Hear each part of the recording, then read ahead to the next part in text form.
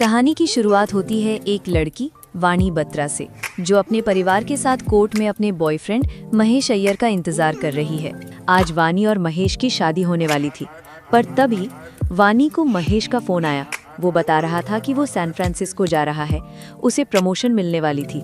ये सुनकर वाणी खुश हो गई और बोली, ये तो अच्छी बात है, तुम मुझे बता देते, मैं शादी की डेट आगे करवा देती। पर महेश ने कहा, मैं कभी वापस नहीं आऊंगा, मुझे कोई और मिल गया है। ये सुनते ही वाणी बेहोश हो गई, जिसके बाद सीन 6 महीने आगे शिफ्ट होता है। वाणी अब डिप्रेशन में दुखी दुखी सी रहती थी, पर उसके घर वाले उसे खुश करने की कोशिश कर रहे थे। तो वाणी एक जॉब इंटरव्यू देने गई और यहीं उसे अपने जूते के फीते बांधते हुए एक लड़का दिखा। वाणी अपनी डायरी वहीं भूलकर ऑफिस में चली गई, जिसे उसके जाने के बाद ये लड़का उठा लेता है। वाणी इस कंपनी में एक राइटर की जॉब का इंटरव्यू देने आई थी। कंपनी वाले कहते हैं, राइटिंग तो ठीक है, पर आपको एक्टर्स, सिंगर्स और इन्फ्लुएंसर्स के इंटरव्यूज भी लेने पड़ेंगे। वो लोग वाणी को बतौर इंटर्न रख लेते हैं। बाहर जाते हुए वाणी को उसी लड़के ने उसकी डायरी दी। वो कहता है, वाणी बत्रा, तुम काफ़ी अच्छा लिखती हो। तो वाणी ने जब उससे उसका नाम पूछा तो इस लड़के ने कहा, 2 मिनट रुको। और ये लड़का जाकर इस कंपनी के एक एम्प्लॉय को मारना शुरू कर देता है। वो चिल्लाता है, तुम लोग बस नेपो किड्स के बारे में बोलते हो, असली आर्टिस्ट की तुम्हें कोई कदर नहीं। इस लड़के का नाम था क्रिश कपूर। क्रिश उस आदमी को पीटते हुए कहता है, क्रिश कपूर, ये नाम याद रख लो। क्रिश यहाँ से निकलकर अपने क्रू के पास गया। अब यहाँ एक लड़का एक जानी मानी हस्ती का बेटा था, और उस पहले पीटे हुए आदमी ने क्रिश की जगह उस लड़के की तारीफ कर दी थी, जिस पर क्रिश उससे भी लड़ने लग जाता है कि गाना मैं गाऊं और तारीफ तेरी हो।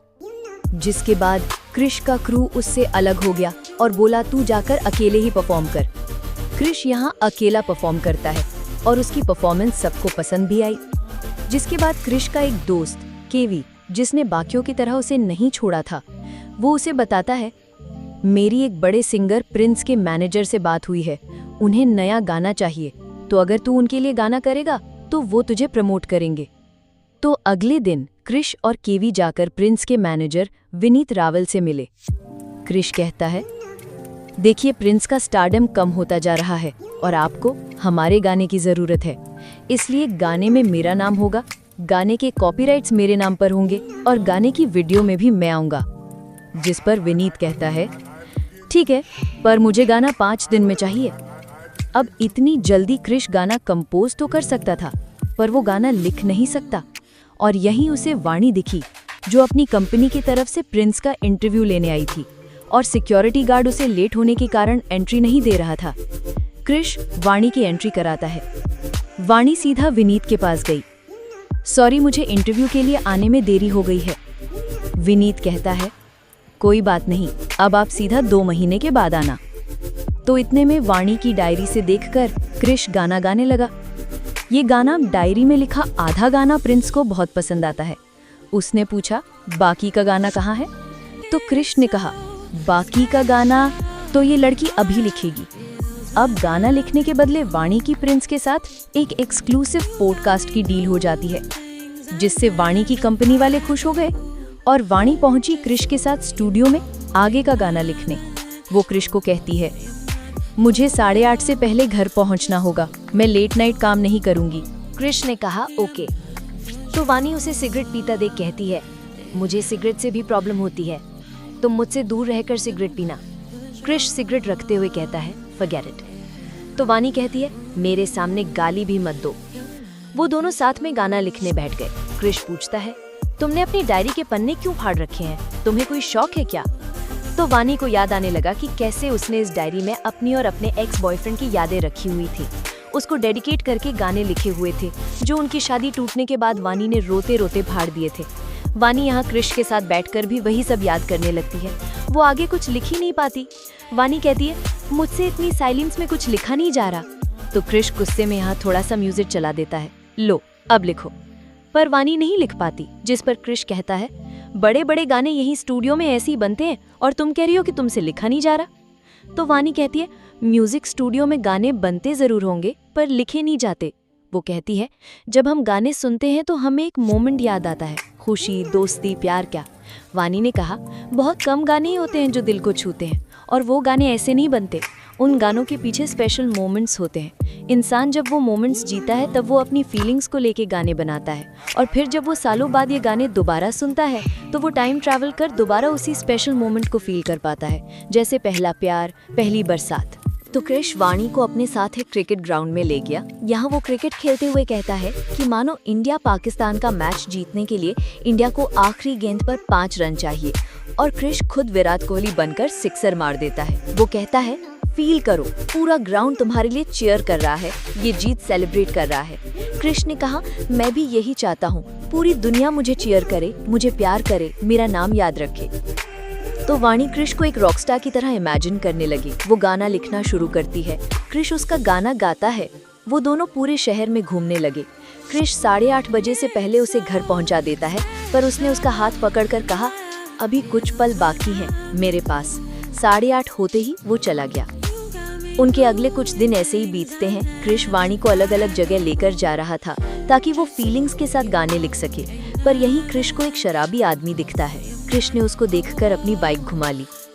तो इधर उस सिंगर प्रिंस को उनका गाना बहुत पसंद आया, पर विनीत कहता है, प्रिंस एक रैपर है और इसमें रैप है ही नहीं, ये रोमांटिक टाइप का सॉन्ग है, हमें थोड़ा हिप हॉप चाहिए। और यहीं क्रिश उस बूढ़े आदमी के बारे में सोच रहा था। वो यही सोचते हुए कहता है कि कोई बात नहीं, मैं इसे हिप हॉप स्टाइल में बना दूंगा। ये सुनकर वाणी बोली, क्रिश, हमने ये गाना इतनी मेहनत से बनाया है और तुम इसे चेंज कर रहे हो। चेंज होने के बाद इसमें वो बात नहीं बचेगी। पर क्रिश उसकी बात नहीं सुनता। वो कहता है, मैंने ये गाना इसलिए बनाया ताकि प्रिंस इसे अपने YouTube पर अपलोड करे और मेरा नाम बने। क्रिश कहता है, मुझे पैसा चाहिए, फेम चाहिए, मैं इस गरीबी में नहीं मरूंगा। तभी वहाँ कुछ पुलिस वाले आ गए और हमारे सामने आया कि वो बूढ़ा आदमी और कोई नहीं, क्रिश का बाप था, जिसने दारू पीकर फिर से रोड पर हंगामा किया था। क्रिश का दोस्त केवी पुलिस से बात कर उन्हें छुड़वाता है। वो उन्हें घर छोड़ने जाने लगा, पर क्रिश का बाप कहता है, छोड़, मरने दे मुझे। तो क्रिश ने जाकर उन्हें रोड पर घेर लिया, जा मर। वो उनके मुंह पर पैसे मारकर कहता है, जा और दारू पी, मर जा, मुझे कोई फर्क नहीं पड़ता। वानी ये सब दूर से देख रही थी। क्रिश वापस क्रिकेट खेलने लगता है। वानी ने उसके पास जाकर कहा, क्रिश, रैप लिख दिया मैंने, ये प्रिंस को पसंद आएगा। वानी यहाँ अपना सारा पास्ट क्रिश के साथ शेयर कर देती है। मेरा एक्स बॉयफ्रेंड हमारी शादी से पहले एक अमीर बाप की लड़की से मिला और उसने सक्सेस के लिए उससे शादी कर ली, जिसके बाद वो मुझे तो भूल गया, पर मैं उसे नहीं भुला पाई। मैं लिखना तक भूल गई थी, पर फिर मेरी लाइफ में तुम आए, जिसने सब बदल दिया। तुम्हारी वजह से मैं दोबारा लिख पाई, मैं दोबारा हंस पाई। वाणी कहती है, मैं तुम्हारे लिए भी सेम करना चाहती हूँ। जिस पर क्रिश ने कहा, हेल्प मी।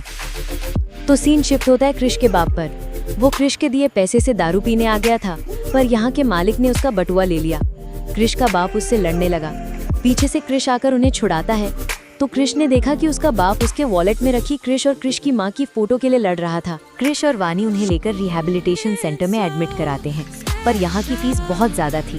तो क्रिश ने अगले दिन जाकर विनीत से और पैसे मांगे। क्रिश को इन पैसों के बदले गाने से अपना नाम हटवाना पड़ जाता है। मतलब क्रिश ने जिस फेम के लिए ये सब किया, उसे वही छोड़नी पड़ गई।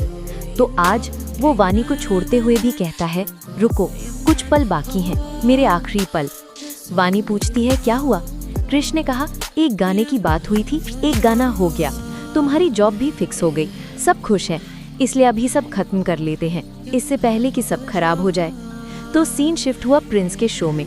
प्रिंस वानी और क्रिश का बनाया गाना गा रहा था। क्रिश उसे दूर क्राउड से देख रहा है, पर तभी उसे वानी की आवाज आई। वानी क्रिश को मिलने आई थी और यहीं से हुई उनकी लव स्टोरी शुरू। वानी क्रिश से उसके क्रू के बारे में पूछती है, उन्होंने तुम्हें छोड़ा या तुम उनसे दूर भाग रहे हो? वानी के कहने पर क्रिश अपने क्रू से दोबारा मिल गया। वो लोग दोबारा गाने बनाने लगे। वानी क्रिश की स्मोकिंग की आदत भी छुड़ाने लग गई। वो उसे एक अच्छा इंसान बना रही थी। उनका अगला गाना YouTube पर पॉपुलर हो गया। लोग गाने की वीडियो मांगने लगे। सब कुछ एकदम बढ़िया जा रहा था, पर तभी एक दिन वानी को घर छोड़ते हुए क्रिश को वानी के घर वालों ने देख लिया। वानी की माँ उसे कहती है, देख बेटा, तू मासूम है और वो लड़का आवारा है, वो तेरा फायदा ना उठा ले। एक बार पहले भी तेरे साथ ये हो चुका है, पिछली बार तू बहुत रोई थी। तो अपनी मम्मी की बातें सुनकर वानी को फिर से अपना पास्ट याद आने लगा। नीचे से क्रिश भी वानी का बैग देने ऊपर आ चुका था। वो भी ये सब बातें सुन रहा है और इन्हीं बातों के असर से वानी फिर बेहोश हो गई। उसे होश सीधा हॉस्पिटल में आता है। कृष भी वहीं था। वानी के पिता उसे कहते हैं जाकर मिल लो, पर वानी की मम्मी ने कहा क्या शादी करेगा इससे। कृष कुछ नहीं बोलता।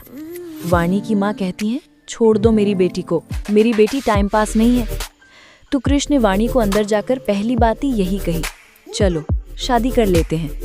पर वानी ने कहा क्या कृष, तुम्हें शादी का मतलब भी पता है? वानी ने कहा तुम पहले अपने सपने पूरे करो, शादी आज नहीं तो कल हो जाएगी, नहीं भी होगी उसका रिग्रेट नहीं होगा, पर रिग्रेट होगा तुम्हारी सुपरस्टार न बनने का। वानी के कहने पर कृष अपनी वीडियो शूट करने गोवा चला जाता है। तो यहाँ कृष के 500 से भी ज्यादा फैंस उनका इंतजार कर रहे थे।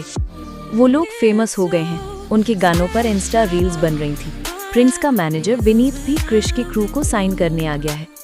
पर तभी इधर वानी का एक डॉक्टर टेस्ट लेती है और इस टेस्ट में सामने आया कि वानी चीजें भूल रही थी। उसे आज की डेट नहीं पता, अपने छोटे भाई की उम्र याद नहीं, वानी को कुछ टाइम पहले बताई बात भी याद नहीं आ रही।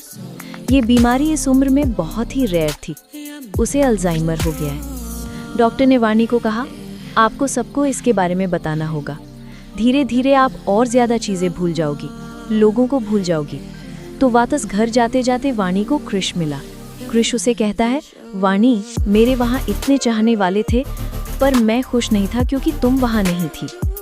वो कहता है वानी, मैं सिंगर तो अच्छा पहले से था, पर अच्छा इंसान मुझे तुमने बनाया है और मुझे तुम हमेशा के लिए चाहिए, फॉरएवर एंड एवर। अब इन सब बातों में वानी कृष को अपनी बीमारी के बारे में नहीं बता पाती है। वो अपने घर वालों से भी ये बात छुपा लेती है। तो तभी उसके ऑफिस में एंट्री हो गई महेश अय्यर की। महेश ने वानी की कंपनी खरीद ली थी। वो उसे कंपनी की पार्टी में बुलाता है और इधर से कृष भी अपने कॉन्सर्ट के लिए बाहर जा रहा था। वो वानी के सामने अपना बैग पैक करता है, पर वानी गुस्से में उठकर उसका बैग दोबारा पैक करने लगी। तुम्हें निकलना है और तुमने बैग पैक नहीं किया। कृष कहता है वानी, हमने बैग पैक कर लिया है। वो उसे जाते जाते पूछता है कुछ हुआ है क्या। वानी बात को टाल देती है। वो यहाँ से अपनी कंपनी की पार्टी में चली गई और यहाँ महेश उसे फ्लर्ट करने लगा, जिस वजह से वानी ये बात भी भूल जाती है कि वो और महेश अलग हो चुके हैं, उनकी शादी टूट चुकी है। उसे लगने लगा कि वो लोग अभी भी साथ हैं। वो महेश को कहती है हमारी शादी होने वाली है। महेश हंसने लगा, हमारी शादी क्यों होगी। वानी ये सुन कंफ्यूज हो जाती है। उसने उसका हाथ पकड़ लिया। वानी अपनी बीमारी की वजह से गुस्सा हो गई और तभी यहाँ महेश की बीवी आ जाती है। महेश ने सिक्योरिटी को कहकर वानी को यहाँ से बाहर निकलवा दिया। वानी जाते जाते यहाँ अपना बैग भूल गई। उसके बैग में ही उसका फोन था, जिस पर पीछे से कृष कॉल करने की कोशिश कर रहा है। सिक्योरिटी गार्ड ने वानी का फोन उठाया। कृष अपनी फ्लाइट छोड़ वहां पहुंच जाता है। उसने वानी के बैग में पड़ी उसकी रिपोर्ट्स भी देख ली। तो उधर वानी कृष की तरह क्रिकेट खेल रही थी। कृष आकर उसे क्रिकेट खेलना सिखाने लगा। वानी कहती है तुम्हें पता लग गया है ना। वानी रोने लगती है, मैं सब भूल जाऊंगी, मैं खुद को भूल जाऊंगी, मैं तुम्हें भूल जाऊंगी। मेरे चक्कर में तुम्हारी फ्यूचर का क्या होगा, करियर का क्या होगा। कृष कहता है भाड़ में गया मेरा फ्यूचर, मुझे बस आज दिख रहा है, तुम दिख रही हो और इस पल में तुम मेरे साथ हो। वो कहता है ज्यादा से ज्यादा क्या होगा, तुम चीजें भूल जाओगी, मेमोरीज भूल जाओगी, तुम एक भूलोगी तो हम 1000 बनाएंगे। वानी के घर वालों को भी उसकी इस बीमारी के बारे में पता लग जाता है। डॉक्टर ने कहा उसे किसी शांत जगह पर ले जाइए। वानी के माता पिता लड़ने लगे कि तुम नहीं, मैं उसे लेकर जाऊंगा। पर अंत में वानी के साथ कृष जाता है। जाते हुए वानी की मम्मी ने वानी के साथ साथ कृष को भी दही चीनी खिलाई। वो दोनों अलीबाग जाकर एंजॉय करते हैं, मस्ती करते हैं। कृष वानी को खुश रख रहा था, पर एक रात कृष को कीवी का फोन आया। वो उसे दिखाता है कि लोग उन्हें कितना प्यार कर रहे हैं, पर क्रू का मेन सिंगर यानी कृष वहाँ नहीं है। कृष कहता है कोई बात नहीं। उसने कीवी को कहा मुझे काम है, मैं बिना किसी क्रेडिट के प्रिंस के लिए एक और गाना कर दूंगा, मुझे कुछ पैसे चाहिए। तो ये बातें वानी ने सुन ली। वो कहती है तुम मेरे लिए अपना करियर खराब मत करो, जाकर शो करो। यहाँ कृष वानी को सयारा के बारे में बताती है। सयारा यानी आसमान में तारों के बीच एक भटकता हुआ तारा जो कुछ पाने के लिए भाग रहा है। वानी कहती है कृष तुम हो मेरे सयारा, और जब एक दिन में सब कुछ भूलकर आसमान में देखूंगी तो तुम मुझे वहां नजर जरूर आओगे। वानी कहती है प्रॉमिस करो तुम सक्सेसफुल होकर एक स्टार यानी सितारा बनोगे। वानी कृष को लेकर शो में पहुंच जाती है। वानी ने यहाँ कृष के पिता को भी बुला लिया था। कृष नर्वस था, लोगों को मेरा गाना पसंद आएगा या नहीं। वानी ने कहा कोई फर्क नहीं पड़ता, मैं तुम्हें देखूंगी, मैं तुम्हारे लिए चीयर करूंगी, कोई तुम्हारा नाम ले ना ले, मैं लूंगी। क्रिश शो करने चला गया। वानी उसकी वीडियो बनाने लगी, पर यहीं वानी को महेश दिख जाता है। उसकी कंपनी इस शो की स्पॉन्सर थी। महेश वानी से मिलने आगे आ गया और वानी फिर से सब भूल गई। वो फिर से पास्ट में पहुंच जाती है। वानी महेश से वही प्यारी प्यारी बातें करने लगी जो उसने क्रिश को बोली थी। तो क्रिश इधर भीड़ में वानी को ढूंढ रहा है। उसे वानी कहीं नहीं दिख रही, क्योंकि वानी को महेश साइड में ले जा चुका था। वो वानी का फायदा उठाने वाला था, पर तभी वहाँ क्रिश आ गया। क्रिश वानी को अपने पास बुलाता है, पर वानी उसके पास नहीं जाती। तो क्रिश ने महेश को पीटना शुरू कर दिया, जिस पर भी वानी क्रिश को चाकू दिखाकर कहती है, छोड़ उसे, मैं उससे प्यार करती हूँ। वानी ने क्रिश के हाथ में चाकू मार दिया। क्रिश फिर भी उसे पकड़कर समझाता है। वो उसे वापस ले गया। क्रिश के पिता उसकी चोट पर पट्टी लगाते हुए कहते हैं, बेटा, मैंने तेरी माँ के जाने के बाद खुद को बर्बाद कर लिया था। तू अपने प्यार के लिए खुद को खत्म मत कर। जिसके बाद अगले दिन जब वानी उठती है, उसे लगता है कि क्रिश का कॉन्सर्ट आज है। क्रिश ने कहा, कॉन्सर्ट हो गया वानी, तुमने बहुत एंजॉय किया। तो यहाँ क्रिश दुखी होकर पियानो बजाने लगता है। वानी ने कहा, कुछ तो हुआ है, तुमने कोई मोमेंट जिया है जिसके बारे में मुझे नहीं पता। क्रिश कहता है, मेरा एक दोस्त था, वो हमेशा गुस्सा रहता था, जिंदगी से परेशान रहता था, पर फिर वो एक लड़की से मिला जिसने उसे प्यार दिया। उस लड़के ने उसे प्यार किया, पर अब वो लड़की बहुत दूर जा रही है, जहाँ वो लड़का चाहकर भी नहीं जा सकता। तो वाणी ने कहा, मैं तुम्हारे दोस्त के लिए एक गाना लिखती हूँ, तुम बनाओ और अपने दोस्त को कहो कि ये गाना अपनी गर्लफ्रेंड को सुनाओ और कहे कि ये उसके लिए है, और उसकी गर्लफ्रेंड ये गाना सुनते ही जहाँ भी होगी उसके पास वापस आ जाएगी। तो यहीं वाणी क्रिश को आई लव यू कहती है, पर उसने कहा, आई लव यू महेश। ये सुनते ही क्रिश सीधा जाकर अपने क्रू मेंबर से कहता है, मैं क्रू छोड़ रहा हूँ, मैं कल के इंसिडेंट के लिए विनीत से भी माफ़ी मांग लूँगा। तो जो केवी अभी तक क्रिश के साथ था, वो ही उससे लड़ने लगा, तू उस लड़की के लिए सब कुछ नहीं छोड़ सकता, वो लड़की तेरी जिम्मेदारी नहीं है, उसके अपने घर वाले हैं। पर क्रिश नहीं सुनता, वो वापस चला गया। पर अब वाणी यहाँ नहीं थी।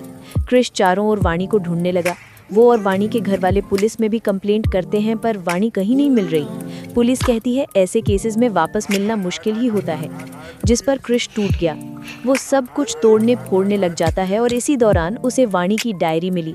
उसका लिखा वो आखिरी गाना मिला, सयारा। क्रिश को वाणी की वो बात याद आती है। वो वापस अपने क्रू के पास गया वो गाना बनाने। 1 साल बाद क्रिश पूरी दुनिया में घूम घूम कर ये गाना गा रहा है, वाणी को ढूंढ रहा है कि वाणी इसे सुनकर आ जाएगी, पर वाणी नहीं आ रही। क्रिश और उसके क्रू को लंदन में भी एक शो करने का मौका मिल गया। वो लोग सक्सेसफुल हो चुके थे, पॉपुलर हो चुके थे। केवी यहाँ उनके गाने पर बनी रील्स देखने लगता है और यहीं उसे एक वीडियो में वाणी की आंखें दिखीं। क्रिश सब कुछ छोड़ छाड़ कर मनाली पहुंच जाता है, जहाँ की ये वीडियो थी। क्रिश को पता लगा कि वाणी एक वुमेन हॉस्टल में रहती थी। यहाँ की वर्कर्स बताती हैं, वो सारा टाइम बस आपकी ही बात करती थी। वाणी के रूम में क्रिश की फोटोज, क्रिश के पोस्टर्स, उसके न्यूज़पेपर कटआउट्स लगे हुए थे।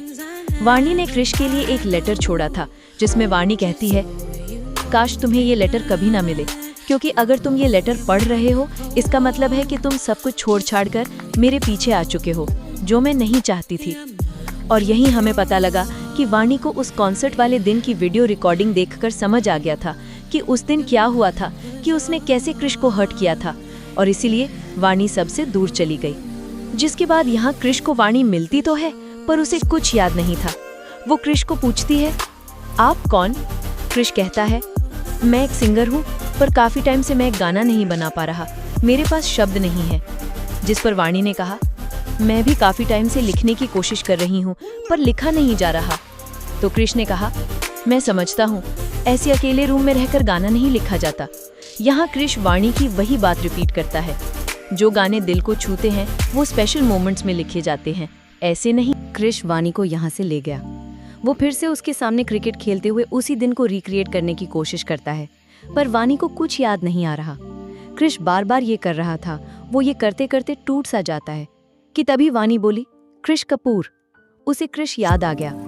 वाणी कहती है, I love you Krish Kapoor. वो दोनों यहाँ से क्रिश के कॉन्सर्ट में गए। वाणी और क्रिश शादी कर लेते हैं। अब वाणी की डायरी में उन दोनों की मेमोरीज थीं। और इसी के साथ दोस्तों, हमारी ये कहानी हुई यहीं पर खत्म। आपको इसकी एक्सप्लेनेशन कैसी लगी हमें कमेंट करके ज़रूर बताएं।